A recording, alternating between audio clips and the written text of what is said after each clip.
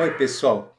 Quando a gente fala em termos de era de aquários, em termos de futuro, fica difícil a gente não associar tudo isso à questão das espaçonaves, às questões ligadas aos foguetes, à tecnologia, aos discos voadores. Talvez porque isso já tenha sido muito calcado na nossa formação desde que nós éramos crianças, desde que nós éramos pequenos. Isso vai acontecer desde lá no passado, naqueles filmes do Flash Gordon, na década de 30, onde nós temos o contato com uma civilização extraterrestre, o planeta Mongo, sob o comando do ditador Ming. Ou nós vamos encontrar depois outras referências, lá nos anos 50, falando de alienígenas vindo de outros planetas, numa série que se chamava Além da Imaginação. Quando eu era criança, então, o desenho dos Jetsons nos levando a uma ideia futurista, repleta de foguetes, de objetos que curiosamente fazem parte do nosso mundo atual. Por conta disso, até resolvi pegar emprestado o foguetinho da família Jetson para falar com vocês a respeito desse tema, que de certa maneira acabou sendo muito aquecido, poderíamos dizer, pelas recentes notícias de que talvez houvessem espaçonaves ou objetos voadores não identificados que teriam sido abatidos nos Estados Unidos e que esses objetos, de uma certa maneira, estariam nos vigiando, estariam rondando o nosso planeta em busca, não se sabe exatamente do que. E tudo isso, então, acaba avivando muito a nossa fantasia. Será que finalmente nós estaríamos prestes a entrar em contato com essas novas civilizações? Estaremos prestes a entrar em contato com essas novas consciências que finalmente seriam capazes de tirar a Terra desse momento difícil que nós estamos atravessando? Essa Terra que constantemente ela vem mergulhada em guerras, em conflitos, que parecem que não se resolvem nunca. Essa terra que vem sendo tão judiada por nós em termos de tratamento em relação ao meio ambiente, em relação às nossas fontes de vida, em relação ao tratamento que nós dispensamos a todos os seres vivos, sejam eles do reino mineral, vegetal, animal. E nós percebemos então que todos esses nossos desequilíbrios em relação a esses reinos, em relação a nós mesmos, acabam desencadeando todo esse tipo de catástrofes, de problemas climáticos e ambientais pelos quais nós estamos passando. Ou seja, é como se o desequilíbrio planetário acabasse sendo uma consequência ou estivesse intimamente ligado com o nosso desequilíbrio humano. E no passado, isso também acabou acontecendo de uma certa maneira, quando a gente vai estudar Atlântida, onde havia um continente maravilhoso, povoado por uma raça igualmente maravilhosa, mas que a partir do momento em que essa raça ela começa a mergulhar em conflitos, em que os homens eles vão se desagregando dos seus verdadeiros valores, esse continente também vai se desagregando. Esse continente também vai se partindo em pedaços, até que ele venha desaparecer por completo, tragado pelas ondas do oceano. Os mitos, eles acabam sempre nos dizendo que talvez exista uma estreita relação entre tudo aquilo que o homem faz e a maneira como ele olha para si, e ele olha para o mundo e o nosso planeta como um todo. Aquilo que nós fazemos para nós mesmos repercutiria em todo o nosso planeta, que por sua vez teria os seus mecanismos de reequilíbrio acionados, e então acabaria acarretando todas essas questões climáticas, geológicas e até mesmo humanas pelas quais nós estamos passando. Acaba valendo sempre aquela regra, o uno no todo e o todo no uno, onde quando uma das partes se desequilibra, acaba desequilibrando todo o conjunto. Por que eu estou falando isso? Quando a gente volta aos nossos estudos relacionados à cosmogênese, à criação do universo e etc., segundo a teosofia, nós vamos ouvir que a evolução ela vai se processando por ondas, e essas ondas vão acontecendo, essas ondas de consciência, segundo os raios planetários. Nós teríamos então um primeiro raio relacionado a Saturno, um segundo raio relacionado a Sol, um terceiro raio relacionado à Lua, um quarto raio relacionado a Marte. O que acaba sendo interessante a gente perceber que talvez nem sempre esse estudo esteja se referindo apenas a um raio planetário no sentido de tátiva, no sentido de energia de consciência, mas talvez também ao fato de que a vida naquele momento ela poderia ter sido oriunda daquele plano. E aquele plano, de uma certa maneira, poderia estar relacionado àquele planeta físico.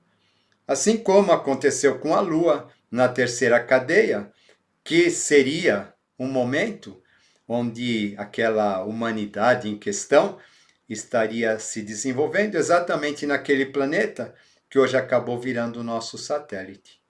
Em alguns estudos, então, a gente vai escutar dizer os homens de Vênus, os homens do Sol, os homens da Lua, os homens de Saturno.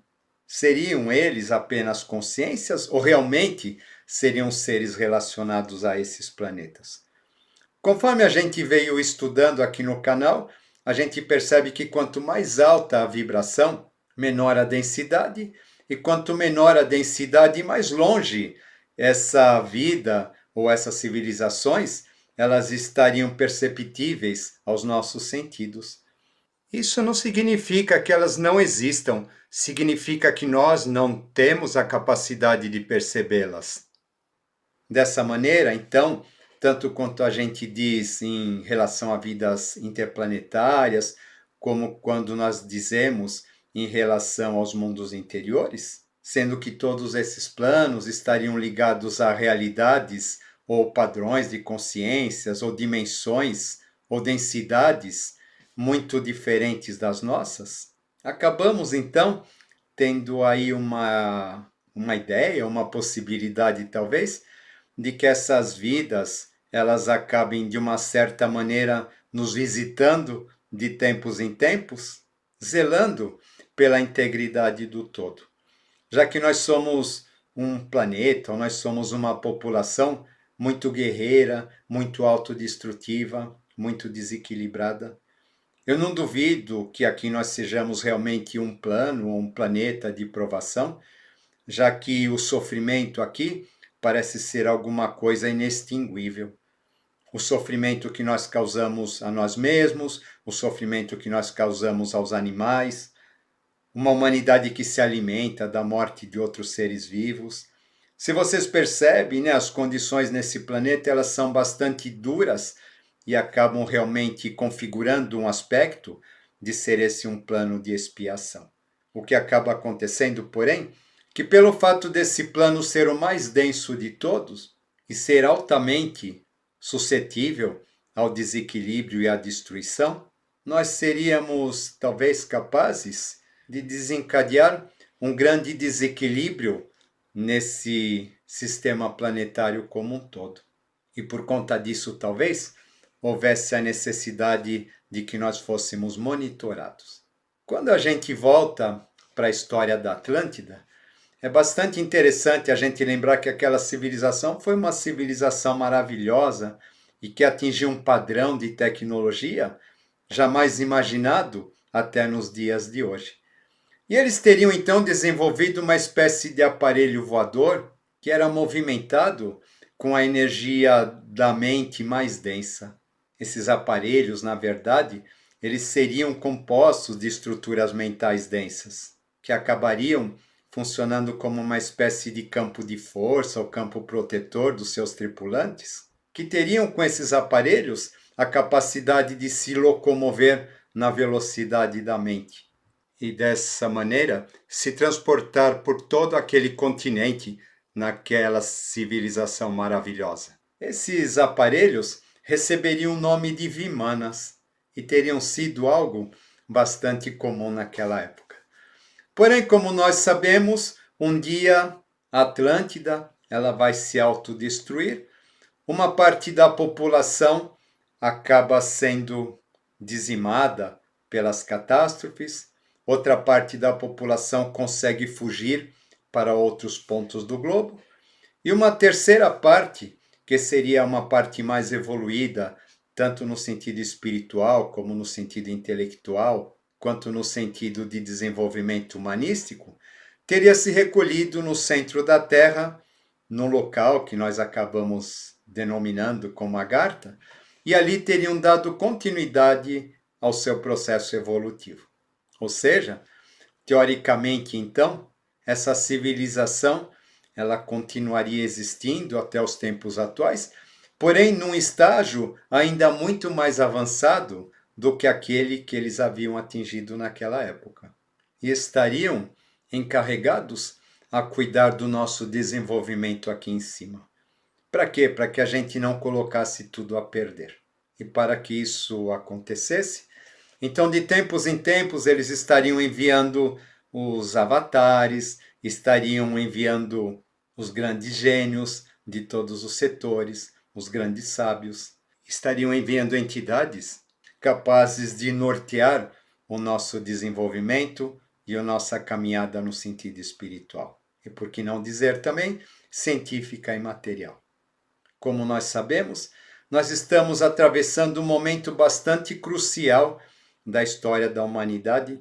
Isso tanto a gente pode perceber quando a gente estuda os movimentos astrológicos, como quando a gente percebe as questões ligadas às eras, como também quando a gente percebe os estágios de desenvolvimento da humanidade, fazendo a relação desses processos com o desenvolvimento dos nossos circuitos neurais.